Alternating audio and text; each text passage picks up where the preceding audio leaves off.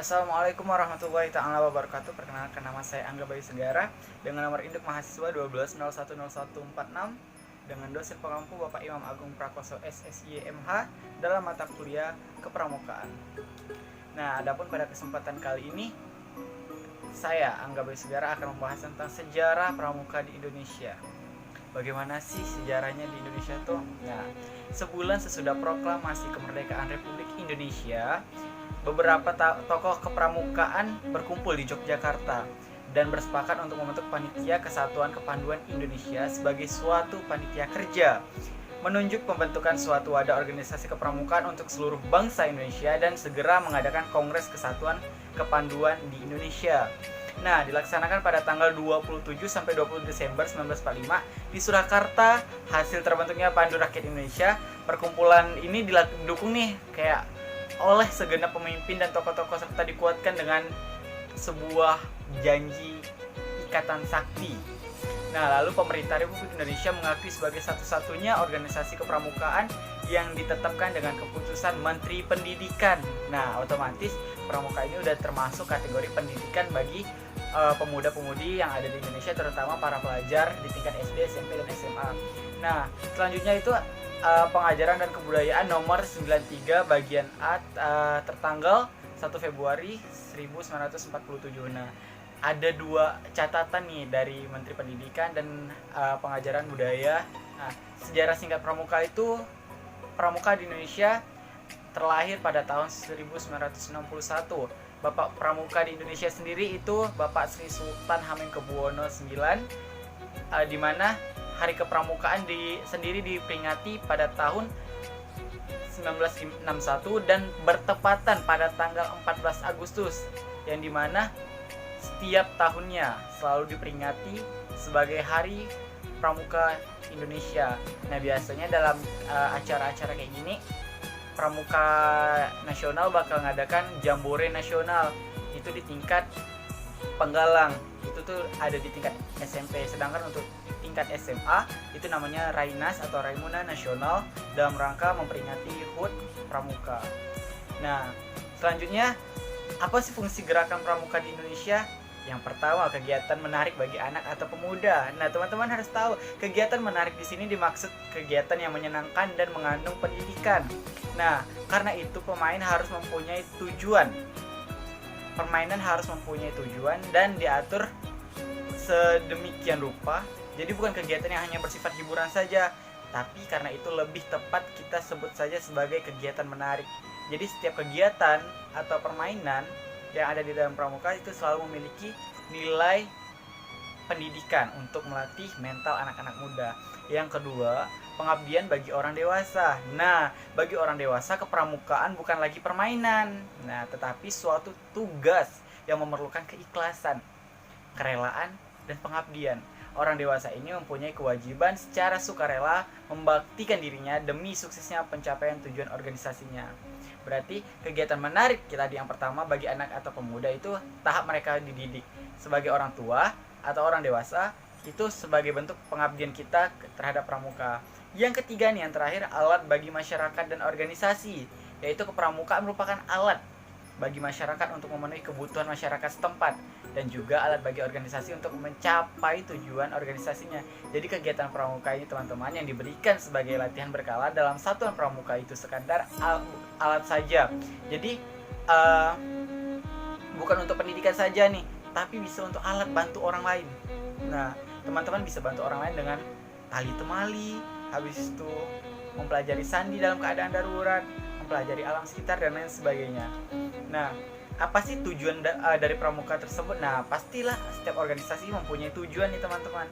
Yang pertama itu anggotanya menjadi manusia yang berkepribadian dan bertakwa luhur serta tinggi mental, moral, budi pekerti dan kekayaan beragamanya.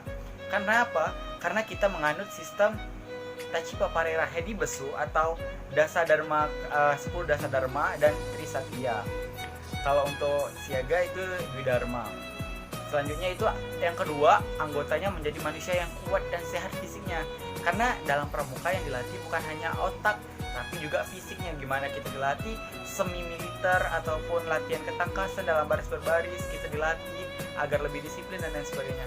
Yang ketiga, anggotanya menjadi manusia yang tinggi kecerdasannya dan keterampilannya. Nah, kalau fisiknya udah dilatih, tinggal ngelatih otaknya nih, gimana kita melatih kecerdasan dan keterampilannya. Ada yang namanya pelajaran khusus sandi, habis itu ada yang namanya pelajaran khusus pengetahuan alam untuk lomba cerdas cermat dan lain sebagainya.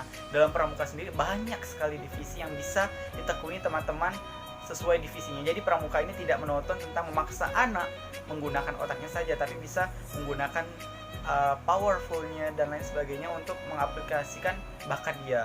Nah, karena di pramuka banyak sekali bidangnya kayak PPGD, habis itu sandi morse dan lain sebagainya, lomba SMS, cerdas cermat, dan LKBB. Nah, habis itu yang keempat, poin terakhir, anggota menjadi manusia yang menjadi warga negara yang bakal bisa jadi panutan, jadi contoh karena berjiwa Pancasila, setia dan patuh kepada negara kesatuan Republik Indonesia, sehingga menjadi anggota masyarakat yang baik dan berguna, yang sanggup dan mampu menyelenggarakan pembangunan bangsa dan negara. Karena apa? Karena pramuka tuh selalu menanamkan cinta terhadap negara. Nah, mereka selalu semangat kalau udah disuruh kegiatan-kegiatan kenegaraan, seperti kayak kolaborasi dengan bela negara beberapa sekolah. Selanjutnya, apakah cuman untuk SD, SMP, SMA? Tentu saja tidak. Tingkatan dalam gerakan pramuka ada banyak loh teman-teman. Tingkatan pramuka siaga, siaga mula, siaga bantu, siaga tata. Itu golongannya. Itu tuh dikelompokkan untuk umur 7-10 tahun. Jadi di siaga sendiri untuk anak-anak SD itu dari umur 7-10 tahun. Nah, habis itu yang kedua tingkat pramuka penggalang, dan penggalang itu perpindahannya dari umur 11 tahun sampai 15 tahun, di mana ada 3 tingkatan juga, penggalang ramu, penggalang rakit, dan penggalang terap. Nah, selanjutnya tingkat pramuka penegak. Ini untuk tingkat SMA, penegak bantara, penegak laksana, itu ada 2. Jadi kalau di tingkat SMA ada 2, kalau di tingkat SD dan SMP ada 3, masing-masing ada 3. Nah, di sini teman-teman bakal tahu penegak bantara dan penegak laksana itu seperti apa. Nah, penegak bantara itu untuk anak-anak SMA, dan penegak laksana itu untuk anak-anak yang sudah lulus SMA, maka jenjang umurnya dari 16 sampai 20 tahun. Nah, untuk tingkat pramuka pandega itu dikelompokkan umur 21 sampai 25 tahun, mereka yang sudah benar-benar matang dan memahami kepramukaan. Itu bagi mereka yang mau meneruskan ke pramuka. Kalau kebanyakan sih orang-orang kepramukaan lebih langsung terjun ke lapangan dunia kerja, karena mereka udah punya ilmu yang cukup dalam kolaborasi kerja lapangan. Selanjutnya, sifat gerakan pramuka. Pramuka itu ada 3 sifat, nasionalis, internasional, dan universal. Nah, di mana sikap nasional yang berarti suatu organisasi yang menyelenggarakan kepanduan di suatu negara haruslah menyesuaikan pendidikannya itu dengan keadaan, kebutuhan, dan kepentingan masyarakat, bangsa, dan negara. Jadi tidak asal berdiri di Indonesia nih, dilihat dulu dari kulturnya, karena kita ini kan pluralisme nih kan. Habis itu kita punya banyak keberagaman. Nah, gimana tuh, apa tujuannya didirikan pramuka di Indonesia nih, sistemnya bakal kayak gimana, bakal nyusahin enggak? Selanjutnya sistem internasional nih teman-teman, yang berarti bahwa organisasi kepanduan di negara manapun di dunia ini harus membina dan mengembangkan rasa persaudaraan dan persahabatan antara sesama pandu dan sesama manusia tanpa membedakan kepercayaan atau agama, golongan, tingkat, suku, dan bangsa. Nah, di sini cara kita berhubungan dengan pramuka internasional itu ada namanya Jambore on the Air and on the Internet, atau disingkat Jota Joti. Itu dimana kita anggota-anggota penggalang dan penegak dan lain sebagainya, itu kita disediakan sebuah komputer ataupun sistem di mana kita harus mengumpulkan teman sebanyak-banyaknya dari luar negeri. Nah, kita dipaksa pandai bahasa Inggris dan lain sebagainya buat teman-teman yang benar-benar berminat punya hubungan teman internasional. Yang ketiga, yaitu sifat gerakan pramuka secara universal, yang berarti bahwa kepanduan dapat dipergunakan di mana saja untuk mendidik anak-anak dari bangsa apa saja yang dalam pelaksanaan pendidikannya selalu menggunakan prinsip dasar metode kepanduan. Tidak ada rasisme nih teman-teman. Jadi teman-teman tidak boleh beda-bedakan, iya aku mau ngajar ini karena kulitnya putih, aku pengen ngajar ini karena dia tinggi, karena dia ganteng. Tidak bisa kayak gitu. Tapi ada satu metode yang paling menarik nih, biasa yang sering digunakan adalah metode bernyanyi, metode yel-yel, abis itu metode adu cepat. Nah, kalau teman-teman bakal menghadapi murid-murid pramuka yang suka menghafalnya, untuk memancing anak-anak yang ambisius dalam bidang akademik, teman-teman bisa gunakan lomba cepat-cepatan dalam menjawab. Sedangkan kalau untuk teman-teman yang lebih ngandalkan tubuh, bisa diadakan kayak adu kekuatan, yel-yel dan lain sebagainya, LKBB dan lain sebagainya. Nah, itu dapat diterapkan dalam 3 sifat gerakan pramuka ini. Nah, ada beberapa metode dalam pramuka, tidak asal-asalan. Jadi, pramuka ini kompleks, tidak semerta-merta didirikan plek hanya untuk ada nama organisasinya. Nah, dalam pembahasan sejarah pramuka di Indonesia ini, pramuka juga mempunyai sistem yang benar-benar harus diterapkan. Nah, metode kepramukaan merupakan cara belajar progresif yang melalui pertama, pengalaman kode kehormatan pramuka. Jadi, kita harus mengamalkan kayak demi kehormatanku aku berjanji akan bersungguh-sungguh menjalankan kewajibanku terhadap Tuhan dan negara kesatuan Republik Indonesia, menepati dasar dharma dan lain sebagainya. Itu habis itu dasar dharma pramuka, 1, takwa kepada Tuhan yang Maha Esa, 2, cinta alam dan kasih sayang sama manusia. Nah, itu tuh kode kehormatan yang harus diterapkan dalam diri manusia, terutama para pramuka. Nah, yang kedua, belajar sambil melakukan sistem berkelompok. Nah, kita nih dituntut nih harus nyatukan banyak pemikiran dalam berkelompok. Habis itu kegiatan yang menantang dan meningkatkan serta mengandung pendidikan yang sesuai dengan perkembangan rohani dan jasmani peserta didik. Jadi kalau udah waktunya ibadah, dikasih kesempatan ke mereka untuk ibadah. Biasanya kalau dalam perkemahan, apalagi itu mengambil waktu minggu, itu ada perkumpulan namanya untuk ini masjid ke masjid, yang untuk sekolah minggu bakal ada pembinaan rohani di beberapa ruangan tertentu. Nah, di situ tuh selain melatih fisik, kita juga melatih kerohanian untuk taat dan selalu tidak meninggalkan perintah Tuhan. Selanjutnya kegiatan di alam terbuka. Nah, seperti kemah, habis itu surfing, habis itu kita kayak rappelling, habis itu diving dan lain sebagainya. Habis itu ada sistem tanda kecakapan. Nah, itu biasa ada di samping.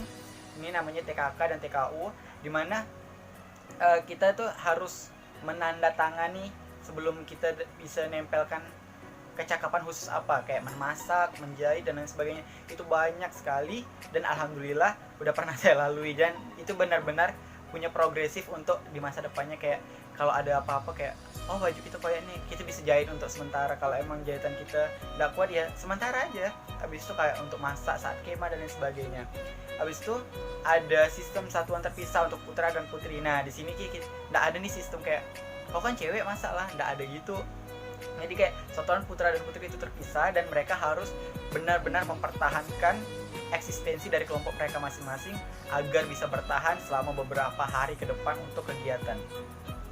Nah, habis itu sistem among. Nah, sistem among ini kayak kita mengajarkan. Nah, mengajarkan atau diajarkan, itu sistem among. Dan kita tuh kadang ini biasanya dipakai untuk anak-anak penegak, dan mereka harus bisa membawa diri mereka sendiri. Nah, tadi kita sempat singgung tentang kode kehormatan. Ada beberapa, apa sih kode kehormatan pramuka itu? Yang pertama itu ada satya. Satya adalah janji yang diucapkan secara sukarela, tidak ada paksaan nih, oleh seorang calon anggota gerakan pramuka setelah memenuhi persyaratan keanggotaan. Habis itu tindakan pribadi untuk mengikat diri secara sukarela menerapkan dan mengamalkan janji. Jadi kalau udah diamalkan, udah tepatkan janji, itu tuh udah termasuk golongan pramuka. Habis itu titik tolak memasuki proses pendidikan sendiri guna mengembangkan visi, intelektualitas, emosi, sosial, dan spiritual baik sebagai pribadi maupun anggota masyarakat lingkungannya. Satya dibagi menjadi 2 sesuai dengan kelompok umur peserta didik, yaitu Dwi Satya dan Tri Satya. Nah, selanjutnya ada kode kehormatan apa lagi nih? Nah, kode kehormatan itu ada dharma. Apa sih dharma? Dharma adalah alat proses pendidikan sendiri yang progresif untuk mengembangkan budi pekerti luhur.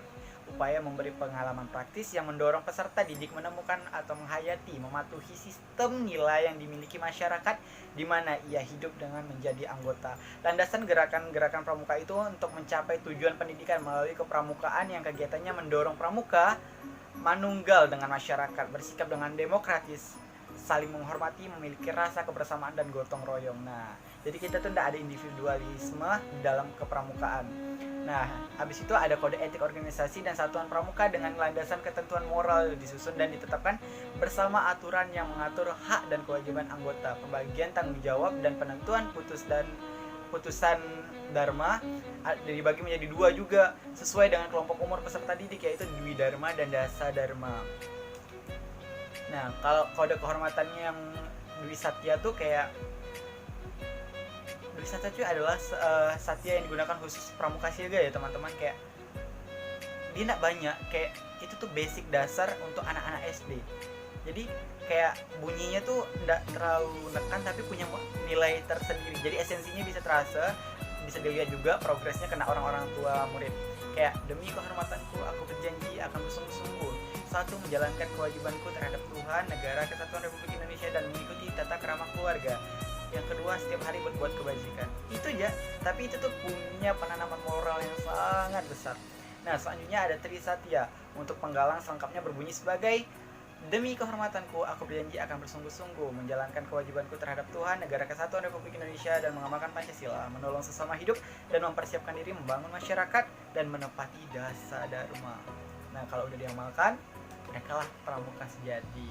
Adapun kode kehormatan kayak Tri Satya untuk penegak, pandega dan anggota dewasa selengkapnya berbunyi sebagai demi kehormatanku aku berjanji akan bersungguh-sungguh menjalankan kewajibanku terhadap Tuhan, negara, kesatuan Republik Indonesia dan mengamalkan Pancasila, menolong sesama hidup dan ikut serta membangun masyarakat dan menepati dasa dharma. Hampir sama, tapi kita di sini langsung membangun masyarakat, bukan mempersiapkan diri membangun masyarakat, tapi membangun masyarakat, ada di poin kedua.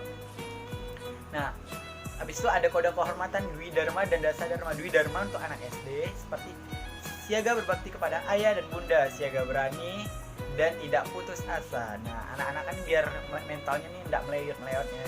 Habis itu Dasa Dharma ini untuk pramuka, penggalang dan penegak. Dimana Dasa Dharma Pramuka, 1. Takwa kepada Tuhan Yang Maha Esa, 2. Cinta alam dan kasih sayang sama manusia, 3. Patriot yang sopan dan kesatria, 4. Patuh dan suka bermusyawarah, 5. Rela menolong dan tabah, 6. Rajin terampil dan gembira, 7. Hemat cermat dan bersahaja, 8. Disiplin berani dan setia, 9. Bertanggung jawab dan dapat dipercaya, 10. Suci dalam pikiran, perkataan dan perbuatan. Bisa disingkat Taci Paparira Hedi Bersu. Selanjutnya ada tanda kehormatan, tanda jabatan yang pertama. Ini banyak orang nih berlomba-lomba ngejar tanda jabatan kalau di pramuka. Ini menunjukkan kekuatan mereka dan kesungguhan mereka. Yang pertama, menunjukkan jabatan dan tanggung jawab seseorang anggota gerakan pramuka dalam lingkungan organisasi gerakan pramuka. Macam-macamnya tuh kayak ada pemimpin, wakil pemimpin, habis itu barung regu dan lain sebagainya, sangga sulung pertama, perdana, pemimpin, wakil, krida, saka, dewan kerja, pembina, pembantu pembina, andalan, pembimbing, pamong saka, dewan saka dan lain sebagainya. Itu tuh macam-macam sekali. Ada yang digantung di sini, ada yang dijahit di sini, habis itu ada yang nanti pokok setiap jabatan tuh beda. Kalau untuk penggalang ada yang warna merah, kalau untuk penegak warna kuning, kalau untuk siaga warna hijau. Nah, yang kedua tanda kecakapan, dimana menunjukkan kecakapan, keterampilan. Tadi udah sempat disinggungkan di awal, ketangkasan, kemampuan, sikap, tingkat dan usaha seorang pramuka dalam bidang tertentu sesuai golongan usianya. Jadi ada beberapa golongan yang kayak TKK tuh untuk anak SD tuh mudah diraih. Nanti makin naik, makin tinggi lagi levelnya. Yang ketiga, itu ada tanda kehormatan, menunjukkan jasa atau penghargaan yang diberikan kepada seseorang atas jasa dharma baktinya dan lainnya yang cukup bermutu untuk bermanfaat bagi gerakan pramuka, kepramukaan masyarakat, bangsa, negara, dan umat manusia. Macam-macamnya kayak peserta didik, tiska, tigor, bintang tahunan, bintang wiratama, bintang teladan. Kalau untuk orang dewasa kayak pancawarna, dharma bakti, wiratama, melati, tunas kencana. Itu tuh bakal ditempel kayak bintang tahunan nih, oh berapa tahun sih dia ngabdi di dalam pramuka. Habis itu kalau untuk apa sih namanya, ada emblem di sini untuk kegiatan-kegiatan yang udah mereka lalui yang bermanfaat bagi masyarakat. Nah, lambang gerakan pramuka pasti ada juga, karena pramuka nggak mungkin ada kalau nggak ada lambangnya. Jadi setiap badan tuh pasti punya lambang. Nah, lambangnya tuh buah kelapa, atau biasa disebut buah nyiur. Dalam keadaan tumbuhan ini, kenapa kita pakai ini? Karena kelapa itu menyimbolkan kalau semua bagian kelapa itu berfungsi dan berguna untuk manusia. Kayak daunnya bisa untuk ketupat, habis itu lidiknya bisa untuk sapu, kayunya bisa untuk bikin jembatan, habis itu akarnya bisa jadi penanaman ulang. Habis itu bisa buah-buahan yang jatuhnya tuh bisa dikonsumsi manusia dan bisa ditanam kembali untuk jadi tunas. Nah, di sini nih buah nyiur dalam keadaan tumbuh dinamakan cikal. Dan istilah cikal bakal di Indonesia berarti penduduk asli yang pertama yang menurunkan generasi baru. Jadi lambang buah nyiur yang tumbuh itu kayak mengkiaskan lah bahwa tiap anggota pramuka itu merupakan inti bagi kelangsungan hidup bangsa Indonesia. Buah nyiur dapat bertahan lama dalam keadaan yang bagaimanapun juga, mau panas, mau dingin, mau hujan dan lain sebagainya. Apalagi beberapa pohon kelapa di tepi pantai sengaja ditanam untuk memecah ombak. Nah, habis itu buah nyiur dapat bertahan lama dalam keadaan yang ekstrim juga. Habis itu anggota pramuka adalah yang rohaninya dan jasmaninya sehat, jadi bisa bertahan di segala situasi, kuat dan ulet besar tekadnya dan menghadapi segala tantangan tuh dalam hidup tuh kayak lebih mudah karena mereka mengenal karakter mereka sendiri. Habis itu nyiur dapat menjulang lurus ke atas dan merupakan salah satu pohon yang tertinggi di Indonesia. Jadi lambang itu mengkiaskan bahwa tiap pramuka mempunyai cita-cita yang tinggi. Habis itu akar nyiur tumbuh kuat, kayak gitu loh pendirian kita. Akar tuh pendirian kita. Jadi itu kayak benar-benar filosofi untuk jiwa dan mental pemuda. Nah, habis itu ada moto gerakan Satya Aku Dharmakan, Dharma Aku Baktikan. Manfaat moto dari ini kayak satu, menanamkan kayak rasa percaya diri. Satya Aku Dharmakan, Dharma Aku Baktikan. Itu tadi udah dibahas kan tadi sebelumnya. Nah, Satya dan Dharma itu kita kayak Satya harus kita dharmakan. Habis itu Dharma itu harus kita baktikan untuk masyarakat dan diri sendiri. Habis itu ada untuk menambah semangat pengabdian pada masyarakat, bangsa dan negara. Yang ketiga, siap mengamalkan Satya dan Dharma pramuka. Yang keempat, rasa bangga sebagai pramuka, harus bangga. Habis itu memiliki budaya kerja yang dilandasi pengabdiannya. Jadi moto pengabdian pramuka wajib dihayati dan selalu diingat bagi anggota pramuka dan merealisasikannya dalam kehidupan sehari-hari untuk meningkatkan kebangsaan dan kekompakan dalam satuan gerakan pramuka. Di samping wajib menggunakan moto gerakan pramuka, kita juga diperbolehkan menggunakan moto satuan masing-masing. Kayak masing-masing gugus depan di sekolah pasti punya kayak jiwa korsa, satu suara dan lain sebagainya. Itu contoh-contoh penyatu semangat mereka. Nah, kalau untuk lagu-lagunya itu namanya Himne Pramuka yang Kami Pramuka Indonesia, itu banyak di YouTube dan teman-teman bisa menghafalkannya. Itu kayak sebagai pemicu, itu bisa juga memancing semangat untuk teman-teman dalam mengikuti pramuka. Jangan lupa selalu melatih mental kalian, ikuti pramuka. Saya sarankan teman-teman memang harus ikut pramuka karena itu sangat penting dan itu benar-benar sangat membantu kalian di kedepannya, terutama untuk langsung terjun ke dalam masyarakat, dan itu benar-benar bakal memberi nilai positif untuk kalian. Baiklah, mohon maaf jika ada kekurangan, itu datangnya dari saya, dan jika ada kelebihan itu datangnya dari Allah Subhanahu wa taala. Akhirul kalam, wassalamualaikum warahmatullahi taala wabarakatuh.